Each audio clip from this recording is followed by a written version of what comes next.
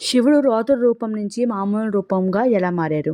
బ్రహ్మ ఇంకా విష్ణు సృష్టిని కాపాడడం కోసం శివుడిని శాంతించే వారు సతి ఒక్కరే అని చెప్తారు. అయితే దక్ష ప్రజాపతి సతీని పూజ కోసం సరస్వతి నది దగ్గరికి వెళ్ళి నాకు జలం కావాలి తీసుకొని రమ్మని చెప్తారు.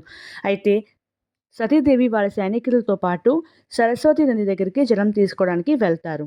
అయితే బ్రహ్మ ఇంకా విష్ణు రిషిల రూపంగా మారి సరస్వతి నది దగ్గరికి వచ్చి మాకు పూజ కోసం సహాయం చేస్తారని సతీదేవిని అడుగుతారు.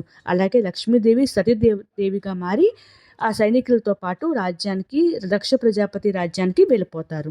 అయితే ఇప్పుడు సతీదేవి ఋషులుగా మారే బ్రహ్మ విష్ణుతో పాటు శివుడికి పూజ చేస్తారు. దానివల్ల శివుడు రౌద్ర రూపం నుంచి మామూలు రూపంగా మారుతారు.